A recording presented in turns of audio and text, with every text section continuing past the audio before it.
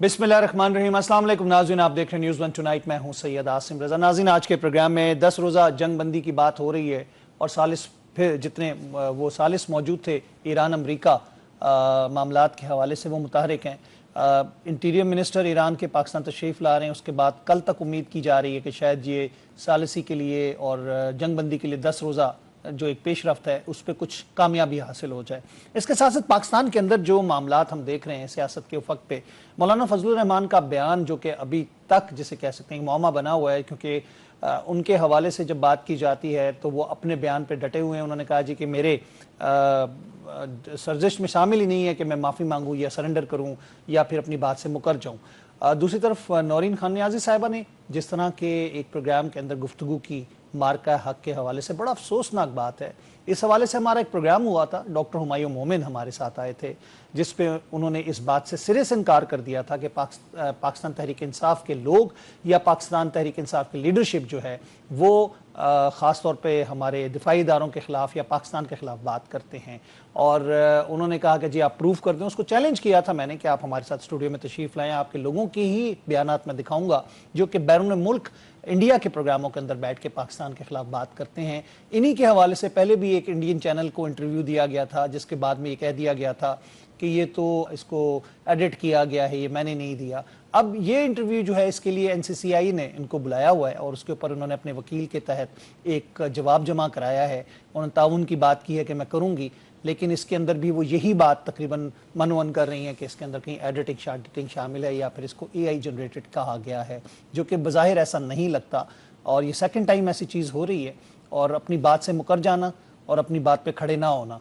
और पाकिस्तान मुखालिफ बयानिया तो इन्होंने हमेशा दिया है, चाहे इनके वो यूट्यूबर जो हैं, जो डॉलर ट्यूबर्स हैं, जो बाहर बैठे हुए हैं भगोड़े, या फिर जो पाकिस्तान के अंदर ये लोग बातें करते हैं, या इनकी बहन साहिबा जो हैं अलीमा आपा, वो जो बातें करती हैं, उनको भी देखा जाए तो फिर वो चीज़ें किसी शुबे से बालातर होती हैं कि इनका ये बयानिया जो है वो पाकिस्तान के दिफाई इदारों के ख़िलाफ़ क्यों ऐसा है और ये ऐसी बात क्यों करती है। एक फ़र्द वाहिद के पीछे ये मुल्क के तमाम इदारों को, अदलिया को, दिफाई इदारों को और हमारे स्टेट की जो पॉलिसी है उसके ख़िलाफ़ बात कर रहे होते हैं। इन हवालों से आज के प्रोग्राम में गुफ्तगू की जाएगी। जी जनाब, हमारे साथ मौजूद हैं इस वक्त मेजर जनरल समरेश सालिक साहब वीडियो लिंक पर। अस्सलाम वालेकुम जनरल साहब, खुशामदीद कहते हैं आपको।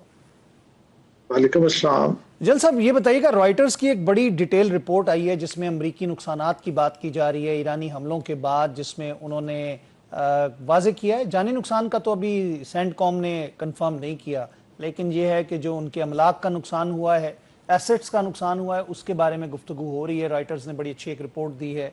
ईरान का भी अच्छा खासा नुकसान हुआ है, उसका न्यूली एक जो बन रहा था एटॉमिक प्लांट एनर्जी के हवाले से, उसका भी नुकसान हुआ है, हलाकतें भी हुई हैं ईरान में। फिर 10 रोज़ा जंग बंदी की बात की जा रही है, सालिस मुतहरिक हो गए हैं, तो ये 10 रोज़ा सिर्फ जंग बंदी क्यों? क्या कोई ब्रीदिंग स्पेस चाहिए दोनों को या अमेरिका को कि दोबारा रीइंफोर्समेंट कर सकें अपनी, या फिर कुछ फिर वही गड़बड़ होगी, स्पॉइलर जो है लबनान पे हमला करेगा, गजा पे हमला करेगा? अस्सलाम वालेकुम, थैंक यू, आपने मुझे इनवाइट किया अपने प्रोग्राम के लिए।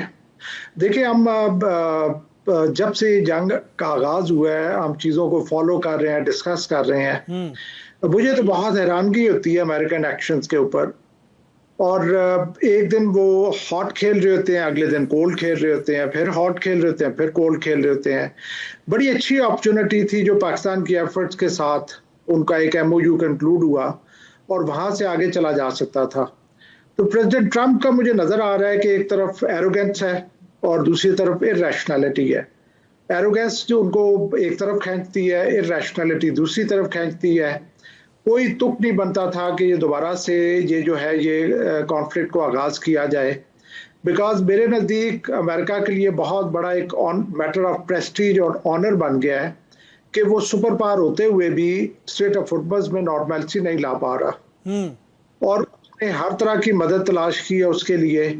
अब इसके बाद जब से ये सेकंड राउंड शुरू हुआ, आज मेरा ख्याल नामा देना है कि दोबारा से ये जो स्ट्राइक्स हैं एक दूसरे के ऊपर जारी है। इससे आप देखें कि एक तरफ तो स्ट्रेट ऑफ हॉर्मुज़ वो पहले से भी ज़्यादा, अगर कोई पहले फिर भी उस पर कोई ट्रैफिक थी, अब बिल्कुल ही वो चौक हुई पड़ी है। दूसरी तरफ हुतीज़ ने वो जो है बाबुल मंदब का भी ऐलान कर दिया है। बाबुल मंदब का भी ऐलान कर दिया है। तीसरी तरफ यह है कि वो टारगेट्स जिनको पहले ईरानियंस ने स्ट्राइक नहीं किया था, अब उनको भी स्ट्राइक कर रहे हैं। कुवैत में एक बहुत बड़ा एक ह्यूमैनिटेरियन इशू क्रिएट हो रहा है, वहां पे पानी की अवेलेबिलिटी का मसला हो रहा है। तो सारी चीजें देखते हुए बहुत हैरानगी होती है कि एक सुपर पावर अपनी असेसमेंट्स में, अपनी एंटिसिपेशन में इस तरह से भी गलत हो सकती है। अब ये मेरे नजदीक ये 10 दिन सब कुछ अभी तक अमेरिका ट्राई कर चुका है।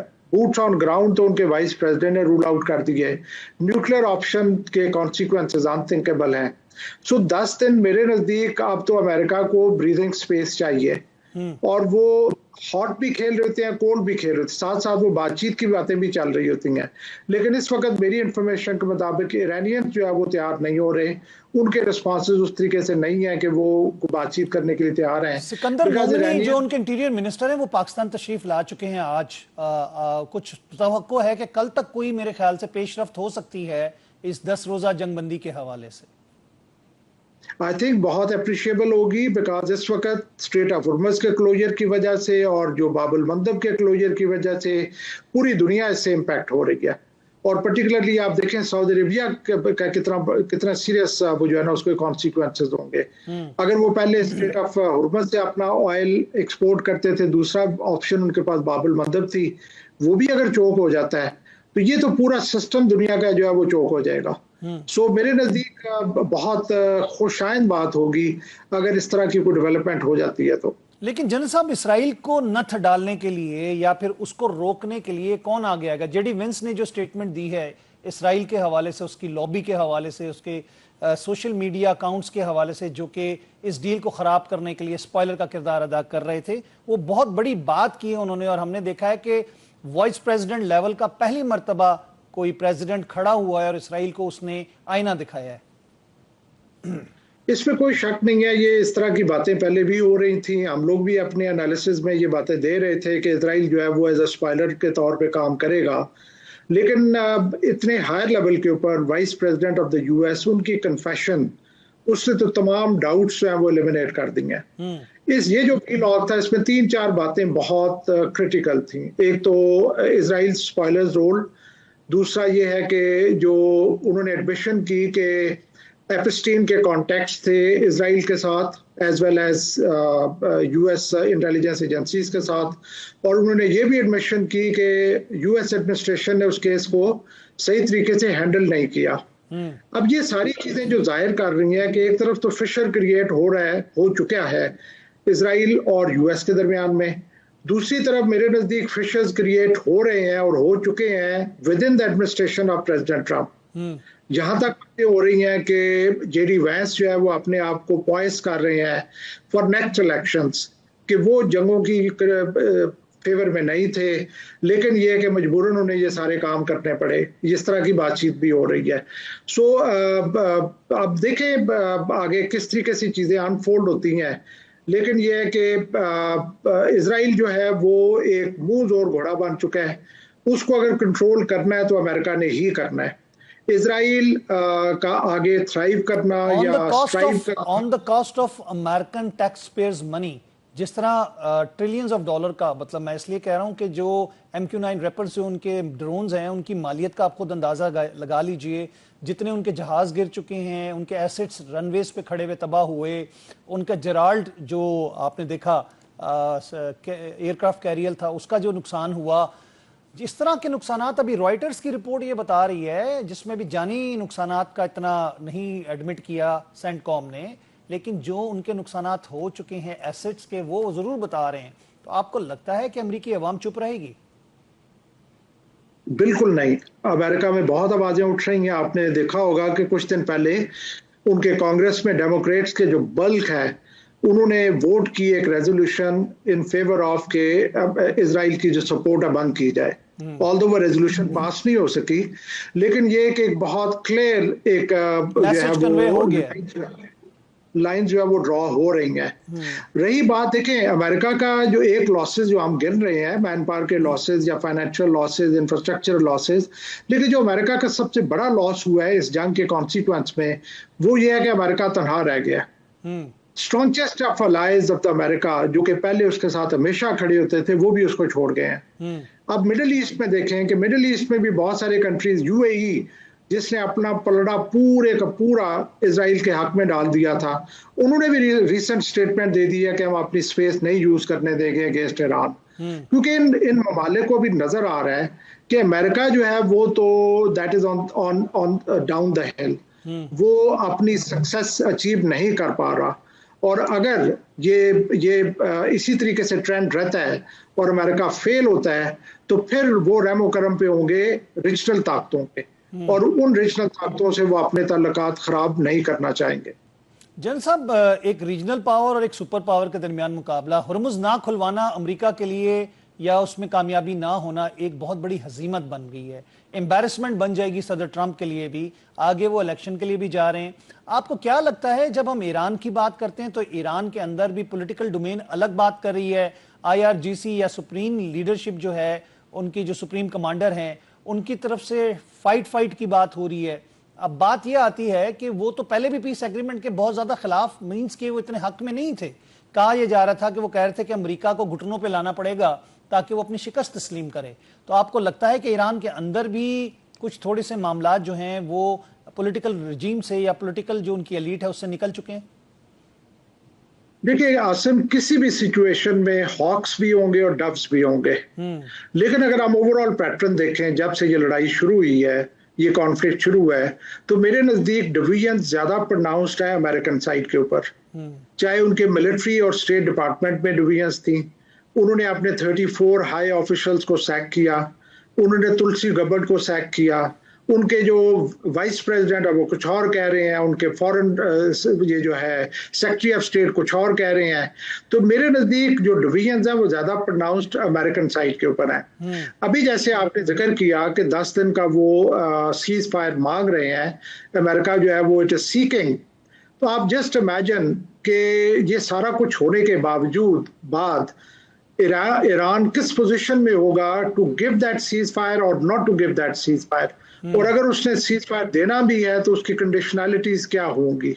मेरे नजदीक जब जंग स्टार्ट करने से पहले ईरान एक डिफरेंट इक्वेशन में था अमेरिका के साथ नेगोशिएटिंग टेबल के ऊपर, जो MOU हुआ तो उस वक्त एक डिफरेंट कंडीशन में था, और आज टोटली एक डिफरेंट कंडीशन में है। जिस तरह के लॉसेस आप जिक्र कर रहे हैं रॉयटर्स की रिपोर्ट का, हमें भी बहुत सारे आइडियाज हैं। जो कुछ लॉसेस अमेरिका ने सफर किए हैं उसके साथ मैं समझता हूं कि अमेरिका जो है वो वर्चुअली अगर अपनी डिफीट की कन्फेशन नहीं करेगा तो परसीव इसी तरीके से किया जाएगा कि अमेरिका सब कुछ करने के बावजूद भी कुछ नहीं हासिल कर सका। और ये एक बहुत बड़ी एम्बैरेसमेंट बनेगी अमेरिकी सदर के लिए भी और अमेरिका के लिए भी। तो इसके लिए मेरा ख्याल है कि एक ऑफ रैम का दोबारा मौका मिलना चाहिए, या वो ढूंढ रहे हैं? देखिए, एक और चीज का मैं जिक्र करना चाहूंगा। एक और चीज जो बड़ी प्रोमिनेंटली इमर्ज हो रही है कि प्रेसिडेंट ट्रंप ने कुछ चंद हफ्ते पहले चाइना और रशिया की तारीफ की थी कि मैं हैप्पी कि उन्होंने कोई एक्टिव पार्टिसिपेशन इस कॉन्फ्लिक्ट में नहीं की। आज उनकी एडमिनिस्ट्रेशन जो है वो चाइना के ऊपर एलिगेशन लगा रही है कि एलिगेशन के चाइना जो है वो भी इस तरीके से प्ले कर रहा है कि ये जंग प्रोलॉन्ग हो। सो ये this is another major development. बाकी रही बात, अब देखें कतर जो है जिसके बारे में कहा जाता था कि चूंकि उसके नेवल शिप्स के ऊपर अटैक हुआ था तो उन्होंने तो कहा कि we will abstain from any kind of peace deals America और ईरान के। अब वही कतर जो है वो ऑफर कर रहा है कि वो मीडिएट करवा सकता है। दूसरा, टर्की भी इमर्ज हुआ है और पाकिस्तान तो ऑलरेडी एग्जिस्ट करता है as an agent of peace. सो इस सारी सिचुएशन में मेरा ख्याल है कि अमेरिका अभी दोबारा कोशिश करेगा कि उसको कुछ फेस सेविंग मिल जाए, जी ऑफ रैम मिल जाए। और साथ साथ अगर हम बात करते हैं, रशिया की तरफ से भी बड़ी अच्छी एक स्टेटमेंट आई है कि ईरान का और G7 कंट्रीज के दरमियान वो उनकी टॉक्स करवाने के हवाले से इंटरेस्टेड भी है। तो ये भी एक बड़ी डेवलपमेंट है। अब देखिए ना, जो मैंने जिक्र किया था कि सबसे बड़ा लॉस जो अमेरिका का हुआ है वो ये हुआ कि उसके अलायंसेस तितर बितर हो गई हैं। आप कोई सोच भी नहीं सकता था कि यूरोपियन यूनियन अमेरिका के साथ नहीं खड़ी होगी। आज आप देखें कि यूरोपियन यूनियन के साथ अभी ये जो रशिया का इनिशिएटिव है, सो बेसिकली जो कुछ भी होगा वो that will be at the cost of relationship between US and European union.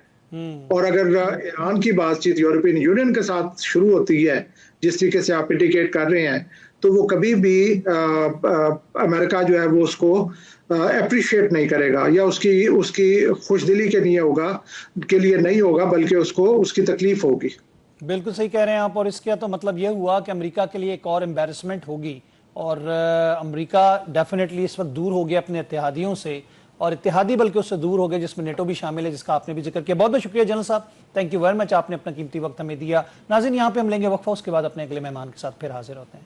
Welcome back ناظرین, ایک دفعہ پھر خوش آمدید کہیں گے آپ کو programme News One tonight میں. اور اس وقت ہمیں ویڈیو لنک پر جوائن کر رہے ہیں ڈاکٹر منور حسین صاحب, ماہر عالمی امور ہیں. خوش آمدید کہتے ہیں ڈاکٹر صاحب آپ کو. ناظرین اس وقت جو کشیدگی ہم گلف کے اندر دیکھ رہے ہیں اس کے اندر کچھ ایک امید کی کرن پھر جاگی ہے اور ثالث متحرک ہوئے ہیں اور ثالثوں کا یہ کہنا ہے کہ 10 روزہ جنگ بندی کی جائے دوبارہ, اور اس پہ ایران نے بھی اس کی تصدیق کی, امریکہ نے بھی تصدیق کی ہے کہ ہاں جی یہ پیش رفت ہو رہی ہے. پاکستان میں آج سکندر مومنی صاحب جو ہیں وزیر داخلہ ایران کے, وہ تشریف لائیں گے اپنے وفد کے ساتھ اور اس کے بعد ہم دیکھیں گے کل کی ڈیولپمنٹ کیا ہوتی ہے. لیکن جو رائٹرز کی رپورٹ آئی ہے وہ بڑی تہلکہ خیز رپورٹ ہے جس کی سینٹ کوم نے بھی تصدیق کی ہے. ایرانی حملوں میں امریکہ کو خاطر خواہ نقصان ہوا ہے. اردن کی بیسز کے اوپر ان کے ہیلی کاپٹرز اور ان کے ریڈار اسٹیشنز اور ان کے ایسٹس جو ہیں, جو پلیٹ فارمز ہوتے ہیں, جہاز وغیرہ ہوتے ہیں, وہ ان کو نقصان پہنچا ہے. یعنی کہ اتنی پریسیجن اسٹرائکس ہیں ایران کی جس کی وجہ سے ایران کی طرف سے امریکہ کو خاصا نقصان پہنچ رہا ہے. اور دوسری طرف امریکہ کا بھی دعویٰ ہے کہ انہوں نے ایران کی بہت ساری جو نیوی کی بوٹس تھیں ان کو تباہ کیا, ان کا ریڈار اسٹیشن تباہ کیا. ڈاکٹر صاحب کیسے دیکھتے ہیں آپ اس ڈیولپمنٹ کو, اور یہ جو بیانات آ رہے ہیں, رائٹرز کی رپورٹ بڑی انٹرسٹنگ ہے اور امریکہ کے لیے تو بڑی پریشانی کی بات ہے کہ ایران کا جواب ان کے اوپر بڑا قہر بن کے ٹوٹا. رضا بھائی پہلے تو بہت شکریہ آپ کو, آپ کی ٹیم کو, دیکھنے والوں کو بہت سلام, اور ریئلی آئی فیل پریویلیجڈ جب بھی آپ کے پروگرام کے اندر شامل ہوتا ہوں. Thank you. دیکھیں رضا صاحب, یہ بہت اچھا ایک آرٹیکل فائنینشیل ٹائمز کے اندر لکھا ہے گیڈن ریچمن نے, جس کے اندر وہ بتاتے ہیں کہ امریکہ کی جو اسٹریٹجک تھنکنگ ہے اس وقت, جو بحث چل رہی ہے وہ یہ چل رہی ہے کہ جو اہداف یہ سیکنڈ وار کے اندر امریکہ نے طے کیے وہ بھی حاصل کرنا انتہائی مشکل ہیں, جس میں اسٹیٹ آف ہرمز کو پری وار کنڈیشن کے اسٹیٹس کے اوپر لے کے آنا اور ایران کے نیوکلیر پروگرام کے اوپر کم از کم جو اوباما ٹائم کے اندر ایگریمنٹ تھا وہی اسٹیٹس حاصل کر لیں. وہ سمجھتے ہیں کہ یہ بھی کافی مشکل ہے. رابرٹ پیپ جو ہیں انہوں نے 20 سال امریکن جو ایئر اسٹرائک ہیں, ایئر بمبارڈمنٹ ہے ایران کے اوپر, اس کے ماڈل کے اوپر کافی سٹڈی کی ہے 20 ایئرز, اور وہ یہ سمجھتے ہیں کہ یہ انتہائی خون ریز ایسکیلیشن ٹریپ کے اندر امریکہ پھنسا ہوا ہے اور امریکہ اپنے اہداف کو حاصل نہیں کر پائے گا. اب آپ نے رائٹرز کا خود بھی ذکر فرمایا کہ جس پریسیشنز کے ساتھ اسٹرائک کیے ہیں ایران نے, اسپیشلی جارڈن کے اندر اور سیرین جو امریکن ایئر بیسز, بیکاز خطے میں جتنی بھی ایئر بیسز تھی وہ ڈسمنٹل تھی, وہاں سے امریکن میرینز کو شفٹ کیا گیا تھا اس بیسز کے اوپر کہ یہ محفوظ ہیں. لیکن جو کرنل ڈگلس ہیں میکریکر, انہوں نے کل ایک ٹویٹ کے ذریعے بتایا کہ لگ بھگ کوئی 374 امریکن میرینز جو ہیں وہ زخمی ہیں اور 14 کے غریب اس مڈ جولائی کے اندر وہاں پہ ہلاکتیں ہوئی ہیں. تو میں سمجھتا ہوں کہ خاطر خواہ نقصان پہنچا ہے, اور یہ ریٹرک کی حد تک بیانات تو آپ دے سکتے ہیں. اور پھر سب سے بڑی بات یہ ہے کہ جو پبلک اوپینین دیکھیے نا, یعنی جو اسپین نے ورلڈ کپ جیتا ہے اور جو باڈی لینگویج ہے اسپین کے کھلاڑیوں کی پریزیڈنٹ ٹرمپ سے ملتے ہوئے, اور پھر ٹائم اسکوائر کے اوپر جو اسپین کے سپورٹرز نے مظاہرہ کیا ہے, خوشی کے نعرے لگائے اور اس میں فلسطینی جھنڈوں کا لہرانا اور غزہ میں اسپین کے جھنڈوں کا لہرانا اور وہاں پہ جشن منانا اور ایران کے اندر اسپین کی فتح کو منانا, یعنی یہ سگنلنگ کر رہا ہے کہ اس وقت جو پبلک اوپینین ہے انٹرنیشنل کمیونٹی کی وہ بھی امریکہ کے حق میں نہیں ہے. بہرحال یہ خوشائن خبر ہے. اور پاکستان کے بارے میں دیکھ رہا تھا کہ انتہائی اہم جو تھنک ٹینک ہے امریکہ کا, اس کے ایک ریسرچر جو کہ اسٹیبلشمنٹ امریکن اسٹیبلشمنٹ کے بہت قریب ہیں, وہ یہ سمجھتے تھے کہ پاکستانی پرائم منسٹر کی امبیرسمنٹ ہوئی ہے اگر یہ میمورنڈم آف انڈرسٹینڈنگ کامیاب نہیں ہوا. لیکن انہیں سمجھنا چاہیے کہ پاکستان یہ کسی پیسے کی خاطر نہیں کرتا. پاکستان امن, علاقائی امن اور انٹرنیشنل پیس اینڈ اسٹیبلٹی کے لیے کرتا ہے جو کچھ کرتا ہے, اور پاکستان کا ایک ٹریک ریکارڈ ہے اس معاملے کے اوپر. تو بہرحال خوشائن خبر ہے. لیوروف جو ہے رشین فارن منسٹر, انہوں نے بھی کہا جی سی سی ممالک اور ایران کے درمیان میں وہ برج کریں گے پاکستان کی تو 3-4 دن پہلے خبر آ گئی تھی کہ وہ سفارتی کاوشوں کے اندر ہمیں نظر آ رہے ہیں.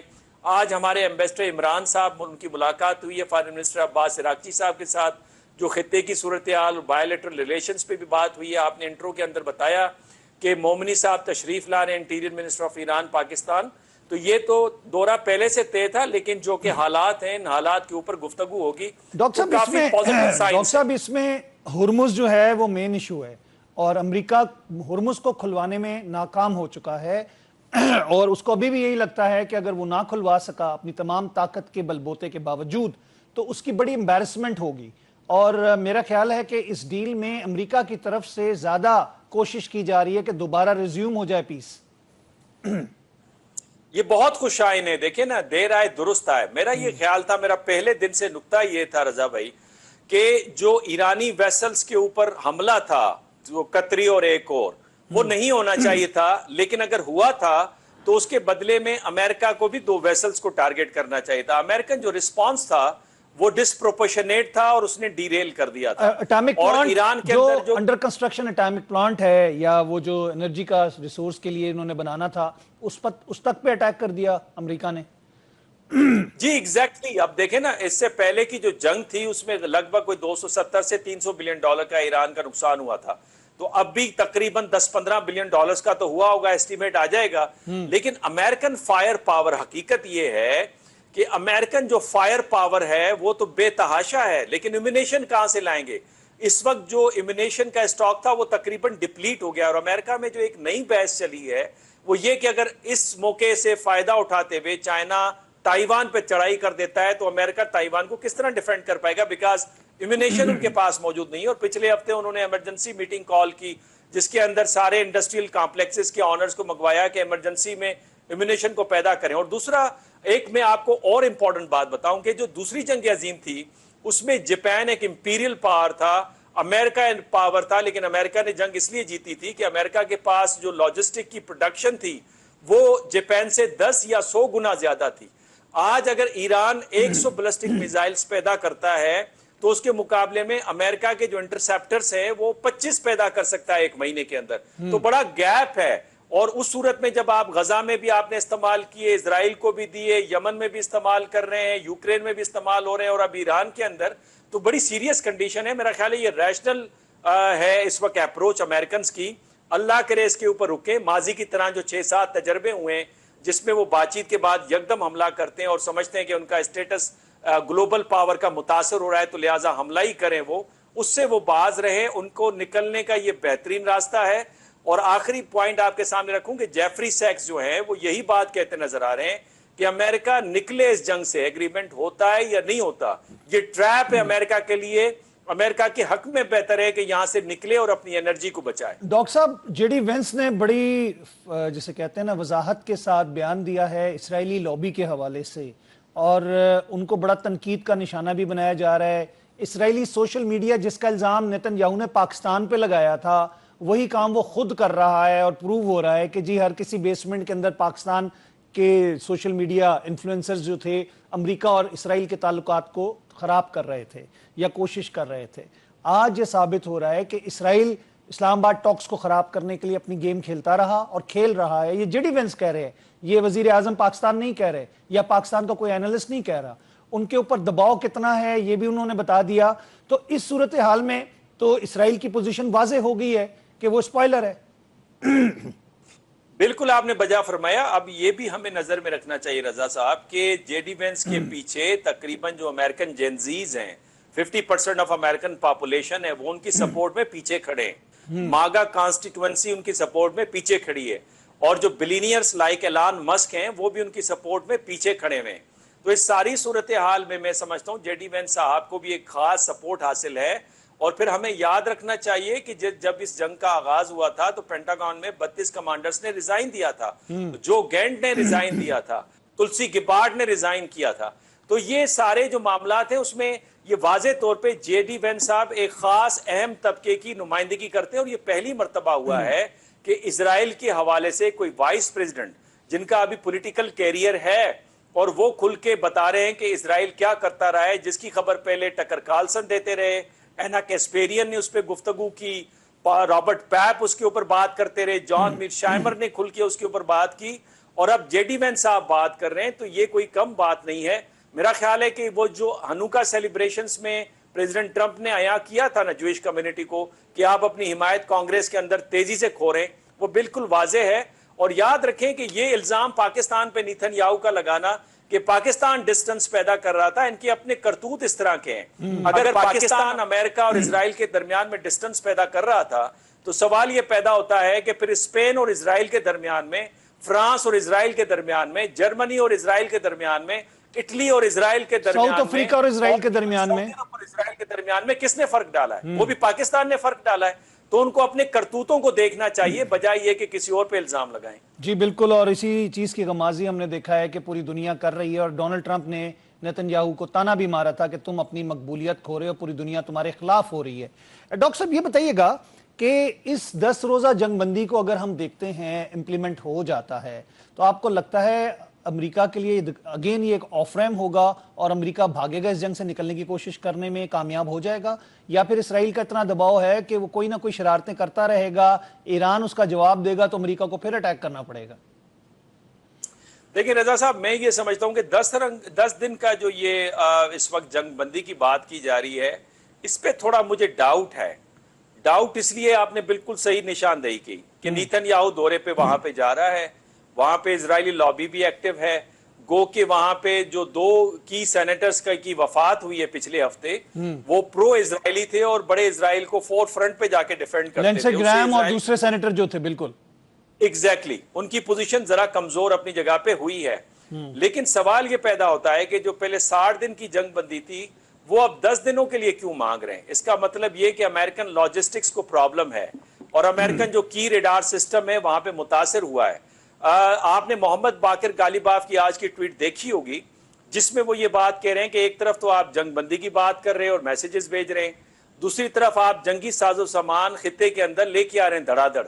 तो इसका मतलब ये कि उनको एक स्पेस चाहिए, गैप चाहिए, ब्रीदिंग जिसमें स्पेस, वो दोबारा इम्यूनेशन को रिफिल कर सके। जी ब्रीदिंग स्पेस चाहिए, इंटरसेप्टर्स को दोबारा रिफ्यूल कर सकें, रीलोड कर सकें, हाँ। उसके अलावा अपने रडार्स को दोबारा इंस्टॉल कर सकें जहां जहां से गायब हुए हैं या उनका जो मुतासिर हुआ है। रॉयटर्स की रिपोर्ट इस चीज की गमाजी करती है कि अमेरिका जो है वो इसराइल के कहने पर अपना बहुत ज्यादा नुकसान करवा चुका है, जानी भी और माली भी। और अगर ये उनकी डिफेंस कमेटी के अंदर ये तमाम चीजें खुल के बयान हो गई, जैसे पीट हेग्सेथ को बुला के और बाकायदा $25 मिलियन का तो उसने मान लिया, लेकिन जब ये सारे हकाइक खोलेंगे तो ये कई $100 मिलियन बनते हैं जिसका नुकसान अमेरिका ने उठाया है। और इसराइल के खिलाफ वैसे भी अमेरिकी अवाम के अंदर एक अब नफरत बढ़ती जा रही है कि ये हमारी जंग नहीं है। देखिए रजा साहब, ये जो इंटरसेप्टर्स और जितने भी वेपनरी सिस्टम थे जिसमें MQ-9 ड्रोन सिस्टम हो या जेट फाइटर्स हो, ये तो 1990 की दहाई में ये इनकी पैदावार हुई थी या 2000 के पहले हिस्से के अंदर पैदावार हुई थी, और उस वक्त इसकी जो लागत बताई जाती थी वो लगभग कोई $125 बिलियन बताई जाती थी। आज के जमाने में ये सारे जितना भी स्टॉक अमेरिका ने डिप्लीट किया है इस जंग के अंदर, अगर वो रिप्रोड्यूस करेगा तो उसकी लागत इंडिपेंडेंट जराए $1 ट्रिलियन से ज्यादा बताते हैं। चले $1 ट्रिलियन को भी साइड पे छोड़ें, जो अमेरिकन पावर कैपेबिलिटी की क्रेडिबिलिटी को नुकसान हुआ है, जो इस प्रोग्राम से पहले आप भी गुफ्तगू फरमा रहे थे कि रशियंस और चाइनीज ने जो टेस्ट किया है अमेरिकन वेपन्स को और उसकी कमजोरियों को आइडेंटिफाई किया है, ये बहुत बड़ा नुकसान है अमेरिका के लिए। और फिर देखें ना, एक न्यूक्लियर पावर, ग्लोबल पावर, एक रीजनल मुल्क से जिसके ऊपर 45-47 साल सैंक्शंस लगे रहे, उससे मुकाबला कर रहा है और उसको घुटने टेकने पर मजबूर नहीं कर सकता। मेरा लास्ट क्वेश्चन है डॉक्टर साहब, मेरा लास्ट क्वेश्चन ये है कि ईरान के अपने अंदर जो पावर जैसे कॉरिडोर्स हैं, जिसमें हम IRCG की बात करें या फिर सुप्रीम कमांडर की बात करें, उनकी राय वहां की पॉलिटिकल एलीट से बिल्कुल डिफरेंट है। वो लड़ना चाहते हैं, वो बदले की तरफ जाना चाहते हैं। तो आपको लगता है कि उनको मनाना आसान होगा? ये बड़ा इंपॉर्टेंट क्वेश्चन आपने किया है। देखिए, राय आमा बिल्कुल मुख्तलिफ है और जो वहां पे कंजर्वेटिव हैं वो ये समझते हैं कि बारहा इस पे जो इंटरव्यू अब्बास इराकची का आया है, जावेद जो फिल्म मेकर हैं, उनको बड़ा तफसीली उन्होंने इंटरव्यू दिया है जिसके अंदर वो बताते हैं कि ओमान के वक्त में जो बातचीत चल रही थी उसमें जो बुसैदी थे, फॉरेन मिनिस्टर ऑफ ओमान, انہوں نے بتایا کہ ٹھیک ہے جے ڈی وینس صاحب کے ساتھ آپ کی بات چیت کروا رہا ہوں، لیکن امریکنز جو ہے وہ جنگ کی تیاری کر رہے ہیں اور وہ جنگ کریں گے. اور پھر وہ تفصیلات بتاتے ہیں کہ ہم نے بھی الٹرنیٹو ایک پورا ڈیزائن تیار کیا. اگر لیڈرشپ ٹارگیٹ ہوتی ہے، کی کمانڈرز ٹارگیٹ ہوتے ہیں، کی انسٹالیشنز ٹارگیٹ ہوتی ہیں. اور انہوں نے کہا مذاکرات میں اس لیے گئے کہ ہمیں الزام نہ دیا جائے کہ یہ مذاکرات سے بھاگ رہے ہیں. ایگزیکٹلی جی ایگزیکٹلی آپ نے بالکل صحیح آئیڈینٹیفائی کیا. اب اس ساری صورتحال سے پتہ چلتا ہے کہ کہیں نہ کہیں کنسنسس ہے پولیٹیکل لیڈرشپ اور ہارڈ لائنرز میں. اور پھر ہارڈ لائنرز کا پوائنٹ آف ویو زیادہ مستحکم ہو جاتا ہے جب وہ کہتے ہیں کہ بارہا بات چیت ہوتی ہے، میمورنڈم آف انڈرسٹینڈنگ سائن ہوتا ہے، جے سی پی او اے سائن ہوتا ہے، اور پھر اس کے بعد دوبارہ حملہ ہو جاتا ہے اسرائیل کے کہنے پہ.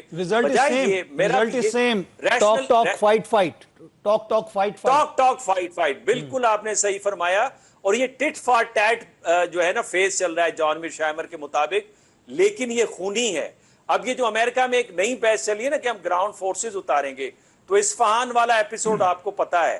تو میرا خیال ہے آپ اتار تو امریکہ لے گا، امریکہ کی کیپیبلٹی میں کوئی شک نہیں، لیکن واپسی ممکن نہیں ہوگی. لاجسٹکس مینٹین کرنا، اس کے علاوہ طبی امداد دینا، فوڈ کی سپلائز کرنا، یہ ناممکن ہے وہاں پہ. یہ امریکنز نہیں کر پائیں گے، اور یہاں پھر کیجولیٹی سینسیٹیو قوم ہے امریکنز. بہت بہت شکریہ ڈاکٹر صاحب، تھینک یو ویری مچ. آپ نے اپنا قیمتی وقت دیا، آپ ہمارے ساتھ رہے. ڈاکٹر منور حسین صاحب ہمارے ساتھ موجود تھے، ماہر بین الاقوامی امور. ان کی رائے آپ نے سنی. ناظرین ہم یہاں پہ لیں گے وقفہ، اس کے بعد دوبارہ ملتے ہیں. ویلکم بیک ناظرین، ایک دفعہ پھر خوش آمدید کہیں گے آپ کو پروگرام نیوز ون ٹونائٹ میں. پروگرام کے حصے میں جوائن کریں ویڈیو لنک کے اوپر فیاض الحسن چوہان صاحب، سینئر سیاستدان، ترجمان اور مرکزی رہنما استحکام پارٹی. السلام علیکم فیاض الحسن چوہان صاحب. وعلیکم. فیاض الحسن چوہان صاحب، دو ایونٹ ایسے ہیں، ایک مولانا صاحب کی تقریر اور جو متنازع تقریر ہے، اس کے علاوہ نورین خان نیازی صاحبہ نے جو باتیں کی ہیں ایک پوڈ کاسٹ کے اندر، جس کو ایز یوزول جس طرح انڈین چینل پہ جا کے انہوں مکر گئی تھیں، انہوں نے کہا کہ جی میں نے تو کوئی بات نہیں کی، اے آئی جنریٹڈ ہے. اس کو بھی وہ یہی کہہ رہی ہیں کہ ایڈیٹنگ اور اس کو غلط استعمال کیا گیا ہے. ان بیانیوں کو آپ کیسے دیکھتے ہیں؟ پہلے میں مولانا صاحب کی تقریر پہ بات کروں گا. انہوں نے کہا جی میرے سرزش کے اندر تو سرنڈر کرنا اور واپسی مڑ جانا ممکن ہی نہیں ہے، وہ اپنی بات پر قائم ہے اور دائم ہے اسی طرح. بسم اللہ الرحمن الرحیم. میں نے عاصم بھائی آج جو ہے نا ایک وی لاگ کے اندر کچھ چیزیں بریک کی ہیں، میں آپ کی چینل اور آپ کے پروگرام کی وساطت سے پوری قوم کے سامنے دوبارہ رکھ دیتا ہوں. جی بنیادی طور پر یہ جو مولانا فضل الرحمان صاحب اچانک اینٹی ریاست پاکستان، اینٹی افواج پاکستان، اینٹی شہدائے پاکستان جو فل فلیج ننگے کے سامنے آئے ہیں نا، اس کے پیچھے پوری ایک کہانی اور ایک پوری تھیوری اور ایک پوری اسٹریٹجی ہے. سارا ایڈمز ایک امریکن سی آئی اے کی ٹارگیٹر ہیں، کاؤنٹر ٹیررزم ایکسپرٹ ہیں اور سپائی ہے. بڑی مشہور زمانہ ہے، بڑی ایکٹیو افیکٹو، اور سی آئی اے کے چند گنے چنے جناب امپورٹنٹ جناب سپائی میں سے ایک ہے. اس کی ایک ویڈیو میں نے آج سے کوئی 15-20 دن پہلے سنی، پھر میں نے کل سنی. میں نے کہا شاید یہ کوئی اے آئی جنریٹڈ ہے، لیکن کل میں نے اس پہ پھر ریسرچ کی تو میں حیران رہ گیا کہ یہ آج سے 3 سال پہلے انہوں نے ایک نئی کئی اپنے پوڈ کاسٹ ویلاگز اور اپنے انٹرویوز میں اس بات کو دہرایا تھا جو میں آپ کے سامنے رکھ رہا ہوں. آپ کی اطلاع کے لیے عرض ہے کہ سارا ایڈمز کے مطابق انہوں نے آج سے 3 سال پہلے ایک انکشاف کیا تھا کہ القاعدہ سے مراد، آپ ایک بات ذہن میں رکھ لیں کہ القاعدہ سے مراد ہے سی آئی اے، القاعدہ سے مراد ہے عالمی اسٹیبلشمنٹ، القاعدہ سے مراد ہے موساد اور MI6. یہ ساری القاعدہ ان کی بنائی ہوئی جناب فورن ایجنسیز اور زائنسٹ کی بنائی ہوئی جناب ایک آرگنائزیشن ہے. یہ اس کو جہاں پہ استعمال کرنا چاہے استعمال کر لیتے ہیں. اس نے کہا کہ القاعدہ یہ سوچ رہی ہے کہ فاٹا وار، یہ جو جتنی انسرجنسی ہو رہی ہے نا KPK کے جناب اسلام میں، شمالی اسلام میں، ان کو یہ فاٹا وار کہہ رہی ہے. اس نے کہا کہ القاعدہ یہ سوچ رہی ہے کہ فاٹا وار کے ذریعے سے وہ پاکستان کے جو پختون ایریاز ہیں اور بلوچستان کے جو پختون ڈسٹرکٹ ہیں، ان ساروں کو ملا کر القاعدہ، افغان طالبان، TTP اور جمعیت علماء اسلام فضل الرحمان، اس نے اپنے انٹرویوز کے اندر یہ باتیں 2.5-3 سال پہلے کہی. اور پھر اس کی ان انٹرویوز کی بنیاد پہ CSSPR ایک جناب تھنک ٹینک ادارہ ہے یونیورسٹی آف لاہور کا، اس کے ایک جناب پروفیسر نے، آصف امین نام ہے، اس نے 10 جولائی 2024 میں ایک تھیسس لکھا تھا. وہ تھیسس آپ کو مل جائے گا آپ کو سوشل میڈیا پہ بھی. اس تھیسس میں انہوں نے لکھا تھا, اور وہ تھیسس بھی انٹیلیجنس کے حوالے سے اور ٹیررسٹ آرگنائزیشنز کے حوالے سے اور اسی جناب سارا ایڈمز کی جناب پورے انٹرویوز کے حوالے سے تھا. اس میں سارا ایڈمز کہتی ہے کہ یہ 3-4 آرگنائزیشنز ہیں, یہ مل کے پاکستان کو ڈس انٹیگریٹ کریں گی, توڑنے کی کوشش کریں گی, اور پھر جناب ایک بفر زون افغانستان اور پاکستان کے درمیان پختونستان کی صورت میں بنایا جائے گا. اور پھر اگلی بات اس نے کہی کہ پھر اگلا ٹارگٹ القاعدہ کا وہ کشمیر ہوگا. اب آپ خود دیکھ لیں عاصم صاحب اور پوری پاکستانی قوم, آپ کو ہر چیز کلیئر ہو جاتی ہے کہ یہ القاعدہ, یہ تھنک ٹینک, یہ این جی اوز, یہ آپ کی جناب سوشل میڈیا ایپس, یہ جتنی زائنس تحریک, یہ ساری کی ساری اس وقت آپ کو مل کے کبھی دھرندر 1 دھرندر 2 مووی بنا کر بی ایل اے کے اندر جناب انڈیا اور اسرائیل کھلم کھلا اعتراف کرتے ہیں کہ ہم پاکستان توڑ رہے ہیں, ٹی ٹی پی آ جاتی ہے, افغان طالبان اچانک بت پرستی کی طرف آتے ہیں اور جناب جا کے ان کا منسٹر سومناتھ کے مندر پہ کھڑا ہو کے کہتا ہے کہ جناب ہمارا فخر ہے کہ جناب ہمارا ڈی این اے انڈیا سے ملتا ہے. جی بالکل. اور ہم شرمندہ ہیں کہ محمود غزنوی نے جناب سومناتھ کے بت توڑے تھے. ایکزیکٹلی مولانا فضل الرحمان بھی جو اچانک آئے ہیں, یہ پوری کی پوری وہ ڈرامٹائز کی ہوئی اور وہ باقاعدہ طے شدہ اسکیم ہے, جس اسکیم کے تحت جناب اب پاکستان کو ڈی اسٹیبلائز اور پاکستان کو ڈس انٹیگریٹ کرنے کی ایک سازش ہے, جس میں مولانا صاحب بالکل رینٹ ہے. مولانا رینٹ ہے فضل الرحمان, جو بندہ اپنے باپ کی مخبری کر سکتا ہے اس کے مخالفین کو پیسے لے کے 10 سال کی عمر میں, آپ اس سے ہر چیز کی توقع کر سکتے ہیں. تو دوسری طرف نورین باجی کا دیکھ لیں, اس تمام کی تمام انسرجنسیز پاکستان کے خلاف ساری سازش کا جو مین منبع اور محور ہے وہ آپ کا قیدی نمبر 420 اور آپ کی نقطہ کوکا کی تحریک ہے جو 4 سال سے چل رہی ہے. اور اس کی بنیاد پہ یہ پھر سارے کے سارے کھل کھلا کے سامنے آ رہے ہیں, لیکن انشاءاللہ یہ ناکام اور نامراد ہوں گے. فیاض صاحب, ٹائمنگ بڑی میٹر کرتی ہے. اس وقت جب پاکستان کی سفارتکاری عروج پر ہے, پوری دنیا پاکستان کی معترف ہے, پاکستان ایک عالمی امن میں اہم کردار ادا کر رہا ہے, اچانک سے یہ چیزیں ڈیولپ ہونا اور پاکستان کے اندر شہداء کو ٹارگٹ کرنا, اس طرح کے بیانات دینا اور مارکہ حق میں, مطلب میری تو ہنسی چھوٹ گئی وہ انٹرویو سن کے, ان کی گفتگو سن کے, کہ مودی چاہتا تو 2 منٹ میں پاکستان کو فکس کر سکتا تھا. یہ ان کا آپس میں جسے کہہ سکتے ہیں کہ ایک ملا تھا, اور اس کے بعد یہ کیا گیا. انڈیا جیسا ملک جو پاکستان کو کسی صورت برداشت نہیں کرتا, آج دنیا کی ہزیمت کی مثال بن چکا ہے, وہ اپنے ملک کے لیے اتنا بڑا کام پاکستان کے لیے کر سکتے ہیں. یہ میرے لیے ایک بڑا سرپرائز تھا. اور اس کے بعد انہوں نے جس طرح بات کی, میں تو حیران ہوں کہ پاکستان میں رہتے ہوئے ان کے اور بھی لوگ جو ہیں پی ٹی آئی کے, وہ انڈین چینلز پہ جا کے باتیں کرتے رہے میرے پروگرامز میں. ایون مجھے تک کہا گیا کہ آپ پی ٹی آئی کے فیور میں بات کریں تو آپ کو پیسے دیے جائیں گے. میں آپ کو بتا رہا ہوں ساری ڈالرز کی گیم ہے. یہ نورین بی بی جو نا, یہ خپتی عورت ہے, اور یہ اس کے اپنے ویوز نہیں ہے, یہ علی تحریک انصاف کے ویوز ہیں, یہ ان کے پورے خاندان کے ویوز ہیں, یہ آپ کی زیک گولڈ سمتھ کے ویوز ہیں, یہ جمائمہ گولڈ سمتھ کے ویوز ہیں, یہ آپ کے جبران الیاس جو باہر بیٹھا امریکن سی آئی اے کا سابق ڈپٹی ڈائریکٹر اور جناب ختم نبوت کے گروہ سے تعلق رکھنے والا, یہ اس کا ویوز ہیں. یہ باہر بیٹھے جتنے بگوڑے ہیں سارے کے سارے, ان میں سے 90% ختم نبوت کے منکروں کے گروہ اور جماعت برطانیہ سے ان کا تعلق ہے. یہ سارے ان کے ویوز ہیں.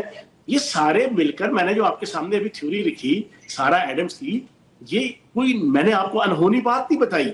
اور پھر آپ مجھے بتائیں, یہ جو مولانا فضل الرحمان, اس کو تو مولانا کہتے ہیں, وہ بھی شرم آتی ہے, ان سے پوچھو کہ انہوں نے کل جو تقریر کی وکیلوں کی, میں حیران ہوں کہ وکیلوں میں سے کسی نے ان سے پوچھنا گوارا نہیں کیا, حالانکہ وکیل تو جمہوریت کے, ڈیموکریسی کے, آزادی اظہار رائے کے لمبردار ہوتے ہیں.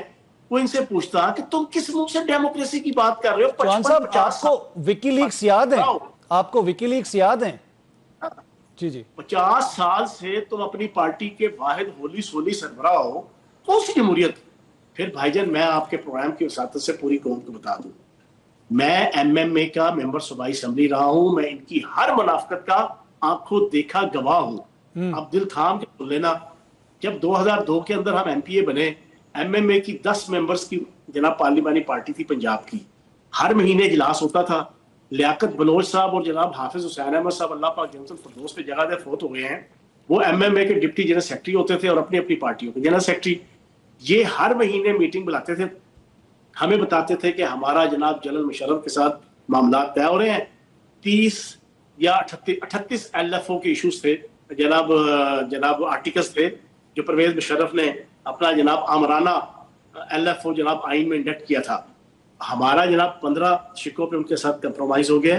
آپ ڈیسک پہ جاتے رہیں, آپ گو مشرف گو کے نعرے لگاتے رہیں, آپ نو LFO کے نعرے لگاتے رہے, اور پھر اگلا مہینہ آتا تھا اب ہمارے 22 شکوں کے اوپر جناب اتفاق ہو گیا ہے, آپ لگے رہے. اب ہمارا 28 شکوں پہ ہو گیا ہے, اب ہمارا 32 شکوں پہ ہو گیا ہے جناب. سال پورا لگا کے تو پھر جناب نومبر 2004 کے اندر انہوں نے وہ پورا LFO پرویز مشرف کا وردی سمیت اس کو جناب ایکسپٹ کیا اور آئین کا حصہ بنایا. ان سے پوچھو یار کتنے بڑے منافق بددیانت جھوٹوں کے تم چیف جسٹس, تمہاری جرات تو تم جناب وکیلوں کے سامنے کھڑے ہو کے تم نے پوری پاکستانی قوم کو بے وقوف بنایا پرویز مشرف کے حوالے سے اور کارگل کے حوالے سے. ہاں, جس کارگل کے شہیدوں کا تم بات کرتے ہو اسی کارگل کا پوری کی پوری جنگ شروع کرنے والے کی گود میں بیٹھ کے تم نے 2 صوبائی اسمبلی کی وزارت اعلیٰ اور حکومتیں لی, اپوزیشن کے اور لیڈر کے اور حکومت کے مزے تم نے لوٹے, تم نے ہر قسم کی کرپشن کی, تم نے کھربوں روپے کی اپنے خاندان کو جناب فیسیلیٹیٹ کیا. 14 بندے اپنے خاندان کے تم نے MNA MP وزیر اور مشیر بنائے, بھائی سالیاں بہنیں بہویں سمدھی سارے. تو یہ ساری منافقت قوم کے سامنے, اور قوم کا دماغ اتنا شارٹ ہے. اور سب سے زیادہ ہنسی تو مجھے وکیلوں پہ آ رہی تھی. مجھے علی احمد کرد میرا بھائی ہے جناب, مجھے اس پہ ہنسی آ رہی تھی, یار دیکھو کیسے بیوقوف اور بدھو یہ بنا رہا ہے جناب مولوی فضل الرحمان ان ساروں کو بٹھا کے. ان کو پتہ ہی کوئی نہیں کہ سب سے بڑا فیسیلیٹیٹر جناب پرویز مشرف کا اور وردی کا یہ تھا, سب سے بڑا جناب میر جعفر اور میر صادق یہ تھا. منافقت کی انتہا کی انہوں نے, میں آئی وٹنس ہوں. وکی لیکس کے بھی تو قصہ ہے چوہان صاحب, جس میں ڈسکلوز ہوا تھا کہ کس طرح امریکن ایمبیسڈر کے پاس جا کے انہوں نے منتیں کی تھی کہ ہمیں آپ موقع دیں.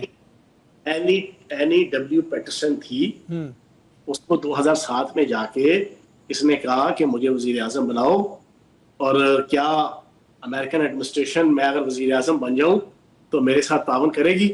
وہ پرویز مشرف نے جناب آخری 2 سال تھے اس نے اس کو بدو اور خدو لگایا کہ یار دیکھو تم عالمی طاقتیں اور عالمی اسٹیبلشمنٹ اور UNO اور امریکہ تمہیں ایکسیپٹ نہیں کریں گی تو تم اپنی طرح لابنگ کرو. یہ گیا اس اسکرٹ پہنی ہوئی جناب پوزیشن میں جناب, یہ اس کی ٹانگوں پہ بیٹھ کے اس نے منتیں ترلے کی تھی, اور اس نے پھر اپنی اس جناب کیبلز میں اس کو پوری ڈیٹیل بیان کی جناب. سر جھوٹے ہیں, منافق ہیں, بددیانت ہیں, ٹکے مار ہیں, پیداگیر ہیں, نوسر باز ہیں, اسلام کو بیچنے والے ہیں, جمہوریت کا ان کو کچھ نہیں پتا. کون سی جمہوریت؟ مجھے تو میں نے 50 سال کی آج تک بادشاہت نہیں دیکھی. میں ہسٹری کا اسٹوڈنٹ ہوں, مجھے شوق ہے جانا تاریخ پڑھنے کا. ابھی بھی آپ کے پروگرام سے پہلے میں یوٹیوب کے اوپر پوری ہسٹری جانا برے صغیر کی اور الیگزینڈر کے دور کی, اسکندر اعظم کی, اور پھر ہولمز اور پھر کشان اور پھر جناب یہ چندر گپت موریہ, میں یہ سارا جناب سارا دن بیٹھ کے میں سارا سنتا ہوں. 50 سال کی مجھے بادشاہت دکھا دو کسی ایک بندے کی. صاحب بہادر 50 سال سے جناب سربراہ ہے, اور پتر اس کا کہتا ہے حقیقی جمہوریت کے لیے جناب ہم اسٹرگل کر رہے ہیں. یہ جو کشمیر کمیٹی والا جو ایک سلسلہ تھا آپ کو یاد ہوگا, میں بلکہ ایک 5 فروری کے ایک کنونشن میں ان کے ساتھ گیا, مطلب وہاں پہ ہم سارے موجود تھے, سینئر صحافی بھی تھے. JKLF کے وہاں پر جو رہنما تھے انہوں نے اپنے کپڑے پھاڑ دیے تھے جب یہ انڈیا نے, آپ کو معلوم ہے کہ جو 370 آرٹیکل وغیرہ جو ختم کیا تھا اور جو کشمیریوں پہ ظلم کرنا شروع کیا, 9 لاکھ فوج وہاں پہ بھیجی تھی. وہ صاحب کیا کہہ رہے تھے وہ ہم نے خود اپنے کانوں سے سنا. انہوں نے اپنی قمیض پھاڑ کے احتجاج کیا اور انہوں نے کشمیر علی گیلانی سنے, سید علی گیلانی منتیں ترلے کرتے رہے پاکستان کی حکومت کے, خدا کا واسطہ اس کو کشمیر کمیٹی کی چیئرمینی سے ہٹاؤ. میں بلکہ وہ فوٹیج میں چاہوں گا کہ وہ چلائی جائے. وجہ یہ کہ ان کے اکابرین نے اوپنلی یہ بات کہی تھی. ان کے والد محترم کا جناب ایک مقولہ ہے کہ شکر ہے کہ ہم پاکستان بنانے کے گناہ میں شریک نہیں ہوئے. پھر اسے احرار اور دارالعلوم دیوبند کے تمام علماء نے مخالفت کی تھی پاکستان کی, اور اینڈ میں مولانا شبیر احمد عثمانی صاحب جیسا ایک دانہ وہ باہر نکلا تھا اور اس نے جناب پاکستان کے, اور وہ بھی کوئی دیوبند کی پوری پارٹی کے اس پہ نہیں. ابھی بھی RSS کے لیڈروں سے انہوں نے ملاقاتیں کی ہیں پچھلے چند سالوں میں, عجیب دیول سے ملاقاتیں کی ہیں, اور اسی مولانا حسین احمد مدنی جس نے کھل کھلا کے جناب پاکستان بننے کی مخالفت کی تھی, اس کی آل اولاد جناب مولانا محمود مدنی کہ جو وہاں پہ उलमाए जमीयत उलमाए हिंद का आज भी अमीर है, उसके जरिए से ये पूरी इंडियन एस्टेब्लिशमेंट के साथ इनके जनाब पीछे मिले हुए हैं, इनके लिंक्स मिले हुए हैं। वही हमने वहां पर जो रिप्रेजेंटेटिव थे, वाइस चेयरमैन थे JKLF के, उनका एहतजाज देखा था, और उस वक्त जब वो एहतजाज कर रहे थे उन्होंने अपनी पूरी प्रेस के सामने कमीज फाड़ दी थी, और इनके एक्सप्रेशंस देखने वाले थे कि ये सुम्म बुकमुन बैठे हुए थे, कोई जवाब नहीं दे पा रहे थे, ना ये जवाब दे सके उसको, कि वो कहते थे कि तुम्हारी कश्मीर कमेटी का क्या फायदा जब हमारे पे जुल्म हो रहा था, तुमने आवाज तक नहीं उठाई। आसिम साहब, इस वक्त पूरी पाकिस्तानी कौम को बिल्कुल अपना दिल दिमाग खोल के अफवाज पाकिस्तान के साथ खड़ा होना पड़ेगा, क्योंकि चारों तरफ से ये जो पाकिस्तान के खिलाफ ये हमले हो रहे हैं, ये बुनियादी तौर पर उन्हें पता है कि अफवाज पाकिस्तान एक बाइंडिंग पोजीशन है पाकिस्तान के अंदर। पाकिस्तान के खिलाफ हर साजिश नाकाम हो रही है तो अफवाज पाकिस्तान की वजह से, उनके शहदा की वजह से, उनकी कुर्बानियों की वजह से, उनकी सरहद और सरहद के अंदर जो पाकिस्तान के हवाले से कुर्बानी है। भाई मैं वो क्लिप में चाहूंगा कि वो एक दफा चल जाए, वो आप लोग भी देख लें, मैं भी दिखा दूं लोगों को, नाजरीन को यादगार है, वो पहले भी हम प्रोग्राम्स में चला चुके हैं, लेकिन ये वो यादगार लम्हा था जब JKLF के वाइस चेयरमैन ने जो कश्मीर कमेटी के सामने अपना एहतजाज रिकॉर्ड कराया था। मौलाना फजलुर रहमान साहब उसके चेयरमैन थे, और उस पर कोई जवाब ये ना दे सके थे, ना इनका जवाब था। तो ये अगर हम बात करें कश्मीर कमेटी के नाम के ऊपर क्या होता रहा, ये आपके सामने है। जी चौहान साहब, ये बताइएगा कि जब बात की जाती है पाकिस्तान की सालमियत की, अल्हम्दुलिल्लाह हमारी पाक अफवाज, हमारी अस्करी क़यादत, और जिस तरह पूरी दुनिया ने मार्का हक में पाकिस्तान की तारीफ की है, और पाकिस्तान को ना सिर्फ एक आला मुकाम पे और एक अरूज पे ले गया ये मार्का हक, तो अब इनके खिलाफ इस तरह के हज़ासराई के बाद तो मेरा ख्याल है कि पाकिस्तान की सियासत और पाकिस्तान के अंदर मौजूद सियासतदान, हर शख्स ये महसूस करेगा कि ये फौज मुखालिफ या सिर्फ एस्टेब्लिशमेंट के खिलाफ बयानिया नहीं था, ये पाकिस्तान के जो बका है उसके खिलाफ बयानिया था। भाई सबको इस चीज का पता चल चुका है भाई, सारी दुनिया जान चुकी है ये ऑपरेशन संदूक 2 है, BLA ऑपरेशन संदूक 2 है, TTP ऑपरेशन संदूक 2 है, नौरीन बाजी ऑपरेशन संदूक 2 है, नगदा कोका की तहरीक इस वक्त ऑपरेशन संदूक 2 है, TTP महारंग लागू ऑपरेशन संदूक 2 है, मौलाना फजल रहमान ऑपरेशन संदूक 2 है। पिछले 1 साल से जो नरेंद्र मोदी और अजीत जोल कहते हैं और अपनी पूरी 150 करोड़ हिंदुस्तानियों को बुद्धू और फुदू लगाया हुआ है कि जनाब बेगम रहे, हम ऑपरेशन संदूर 1 का बदला लेंगे, हम ऑपरेशन संदूर 2 जारी है और सारी है, वो यही है। करोड़ों अरबों डॉलर्स लगा के बिक रहे हैं, सारे के सारे पैसा खुला चल रहा है मीडिया के अंदर।